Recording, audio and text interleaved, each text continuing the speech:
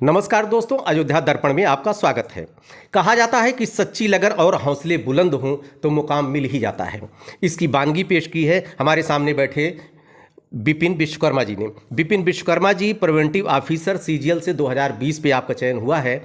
इनका क्या रहा है बैकग्राउंड, कैसी रही इनकी जर्नी, कहाँ से मिला इनको मोटिवेशन, ये सब जानने की हम कोशिश करते हैं। आपको ढेर सारी बधाई विश्वकर्मा जी आपको। Thank you sir. ये बताओ, पहली चीज़ आपका बैकग्राउंड पहले आप बताइए, ये जानना चाहते हैं जो प्रतियोगी छात्र हैं।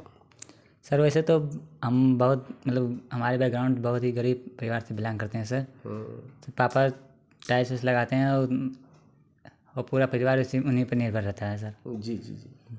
तो आप कैसे सरकारी नौकरी की तरफ कहाँ से आपको प्रेरणा मिली, आपको कैसे आए आप? सर गांव में 3-4 लोग हैं जो सरकारी जॉब में हैं ऑलरेडी, तो गांव में उनके सम्मान और फिर काफ़ी चीज़ों को देख कर तो अंदर से हुआ कि हम भी सरकारी जॉब करेंगे गाँव में सामान लेने के लिए। ये बताइए, आपकी एजुकेशन शुरू से लेकर आप डिग्री सेक्शन तक कैसी रही, उसके बारे में जब वो आपका सफ़र कैसा रहा? सर मैंने जो शुरू की पढ़ाई की है तो पहली पढ़ाई मैंने 1 से 5 प्राइमरी स्कूल से की है। उसके बाद सर मैंने इंटर जो किया है तो वह भी एक सरकारी स्कूल था। फिर ग्रेजुएशन मैंने वहाँ पर अपने गांव ही एक प्राइवेट कॉलेज में किया। उसके बाद उसी समय सेकंड ईयर से मैं आ गया दिशा में तैयारी करने के लिए और वहाँ पर मैंने तैयारी की। उसके साथ साथ ग्रेजुएशन भी किया। ये बताइए, इंटर आपका साइंस था या आर्ट था? सर इंटर तो मेरा साइंस था। उसके बाद बीएससी मैंने किया मैथ से, पीसीएम। मैथ से किया है, मैथ से आपने बीएससी की। अच्छा, बस कैसे आप दिशा की तरफ कैसे मुखातिब हो गए? सर जब मैं यहाँ पर आया तो मेरे जो जहाँ पर मैं ठहरा होता मेरे मकान मालिक का जो लड़का है वो दिशा में पढ़ता था। अच्छा अच्छा अच्छा। फिर उसने कहा चलो दिशा में देखते हैं। तो हमने कहा, हमने आया एंट्रेंस दिया। उसके बाद वहाँ पे पहली बार में नहीं हुआ, फिर चला गया घर। फिर जब दोबारा आया एंट्रेंस दिया तो उसमें हो गया, एडमिशन लिया और यहाँ पर पढ़ने लगा। फिर यहाँ पे आखिर सर थे हमेशा, हर साल यहाँ पर लगभग एसएससी में सिलेक्शन होता रहता था, कोई ना कोई आता रहता था। तो इससे था कि अंदर और जिन्होंने लगा कि अब जल्दी से जल्दी सरकारी नौकरी लेना है। ये बताइए कि आपको मोटिवेशन करने में आपका किसका हाथ रहा है? सर अब देखा जाए तो सर आखिर सर का सबसे बड़ा रोल रहा है। जी जी जी जी। बाकी सर पापा हमेशा कोई भी जब भी मैं एग्ज़ाम में फेल होता तो पापा ये कहते थे, सर ये देखो अपने ये कि अपना ईमानदारी पूर्वक काम करते रहो, हो जाएगा। और सर सुबह का जो आखिर सर का जो आधे घंटे का शुरू का जो रहता है ना क्लास, वो सर बहुत मोटिवेटेड होता है। इसको समझिए सर वही सबसे अच्छा मोटिवेशन था। ये बताओ भैया विपिन जी कि आपका पहले एक पढ़ाई लिखाई कैसे आप स्टूडेंट रहे हैं, टॉपर रहे हैं कि सामान्य कैटेगरी के रहे हैं? सर देखा जाए तो एक बार से मैं नॉर्मल ही स्टूडेंट रहा हूँ हमेशा से, बहुत ज़्यादा टॉपर भी नहीं रहा हूँ। हाई स्कूल इंटर में कितना था आपका? सर हाई स्कूल में मेरा 87 था और इंटर में 88%। यार 87%! हाई स्कूल और इंटर में 88%, ये नॉर्मल कहा जाएगा? ये तो अच्छे स्टूडेंट में आप थे, टॉपर भी कह सकते हैं इसको आप। अच्छा, एक चीज़ ये बताइए कि वेश का कितना महत्व होता है आपकी लाइफ में? आधार जो पढ़ाई लिखाई जो सीबीएसई बोर्ड और माध्यमिक ये आपका यूपी बोर्ड, इसका क्या असर आपको लगता है? सर इसका कोई ख़ास असर नहीं है, दोनों अपनी अपनी जगह पर है सर। सर इसे सीबीएसई बोर्ड वालों को थोड़ा सा इससे थोड़ा सा सर एक्स्ट्रा इंग्लिश के विषय में जानकारी रहती है। हम सबको थोड़ा सा इसे यूपी बोर्ड वालों को इंग्लिश में थोड़ा कम जानकारी रहती है, बाकी सब लगभग सेम ही रहते हैं सर। अच्छा, ये बताइए कितने एग्जाम अभी तक दिए हैं कॉम्पिटिटिव और किस किस चरण तक आप पहुँचे हैं? सर मैंने अभी तक 5 मेरा 5वां एग्ज़ाम था सर। अच्छा अच्छा। जो सीजीएल 2020 मेरा 5वां एग्ज़ाम था। मेरा पहला एग्ज़ाम एमटीएस था जो छूट गया था। सेकंड एग्ज़ाम 10+2 था जो नहीं हुआ। फिर 2019 का सीजीएल प्री निकला था और 10+ वो मेंस भी दिया और डी भी कराए थे। और 2019 का 10+2 सर बहुत गंदा हो गया था। तो उसमें मेरी मैथ गड़बड़ा गई थी। उसमें सर लगभग मेरे 10 क्वेश्चन मैथ के गलत हैं, जिसके कारण मेरे 102 ही नंबर बने। अच्छा, और जितने एग्जाम दीजिए वो हमें कहाँ चूक रह गई जो आप सफल नहीं हो पाए थे? सर यही था, शुरू में जब आए थे तो यही था ना कि सर जैसे क्लास कर रहे थे तो उसका भी साकेत में जाते थे क्लास करने के लिए। वहाँ पर मेरे अंकल जी वहाँ पर साकेत में रहते हैं ना, तो वहाँ से उनके उस बेसिस पे जाते थे साकेत में क्लास करने के लिए। तो ना एसएससी की तरफ ध्यान नहीं देते थे। अच्छा अच्छा। जब ग्रेजुएशन हुआ तो वहाँ से लगा कि अब एसएससी की तरफ ध्यान देना चाहिए। अच्छा, ये आप में 2 चरण में एग्ज़ाम होता है, एक प्री होता है, एक मेंस होता है। प्री और मेंस की तैयारी कैसे की आपने, क्या स्ट्रेटजी अपनाई आपने? सर जब मेरा 10+2 2018 नहीं निकला तो मुझे मेरे कुछ दोस्तों का निकल गया था, तो मुझे बहुत बुरा लगा कि उनका निकल गया, मेरा नहीं निकला। तो मैंने लगभग ये क्या नाम जुलाई 2019 था। उसी समय मैंने कहा कि अब की बात हम भी निकालेंगे। तो वहीं से मतलब थोड़ा सा एक्स्ट्रा एफर्ट करना शुरू, मतलब बहुत एक्स्ट्रा एफर्ट करना शुरू किया।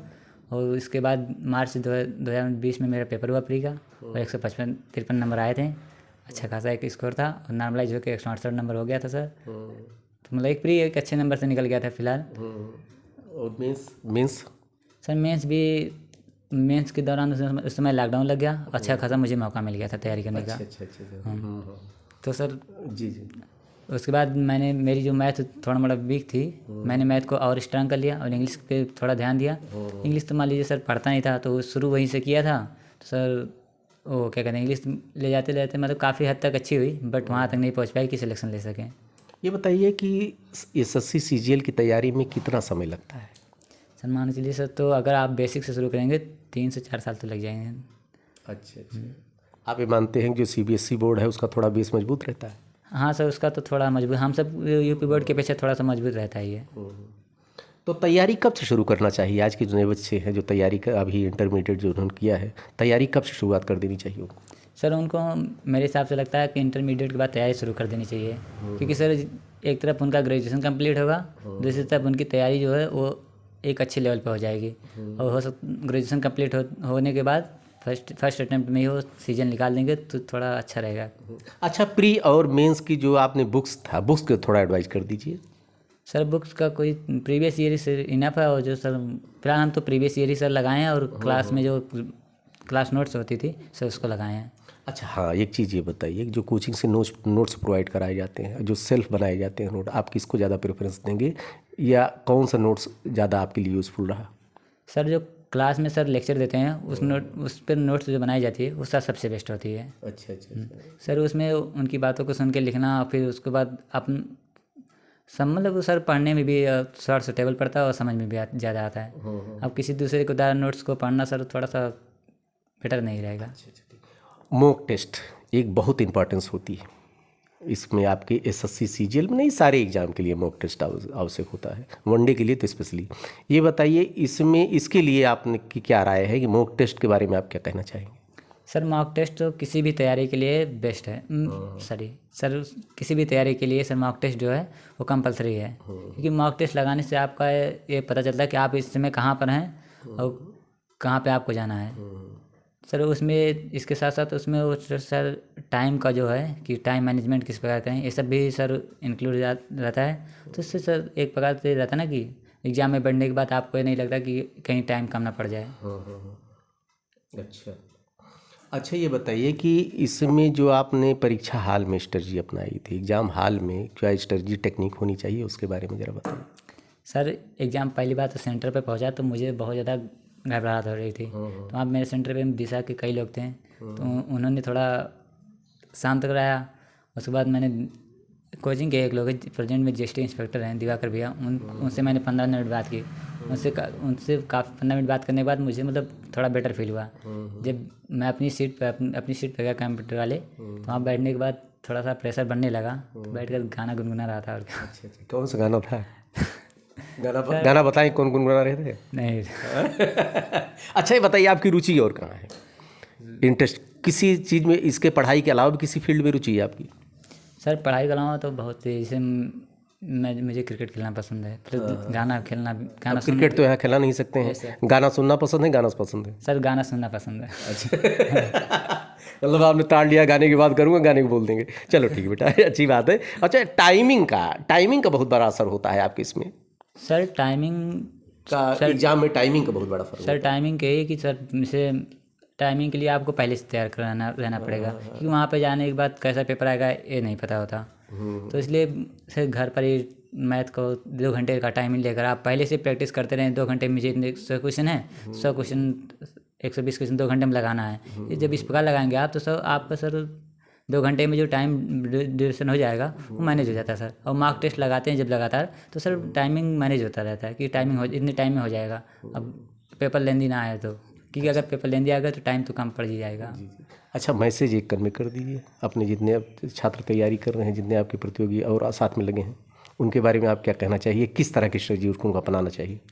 सर उनको उनसे यही कहना है कि अगर क्या कहते हैं, लगातार मेहनत करेंगे तो सफल हो ही जाएंगे। केवल कुछ लोग होते हैं इसे जल्दी सफलता चाहते हैं, तो बार उनके ऊपर एक बड़ा प्रेशर रहता है, तो थोड़ा सा बार बार डिस्टर्ब अपने भी डिस्टर्ब रहते हैं, दूसरों को भी डिस्टर्ब किए रहते हैं। तो हम ऐसा नहीं कहेंगे उनको ज़्यादा प्रेशर लेके तैयारी करें, यही कि सर रेगुलर पढ़ें, और अगर देखा जाए अगर ऑफलाइन क्लास ले रहे हैं तो रेगुलर क्लास अटेंड करें।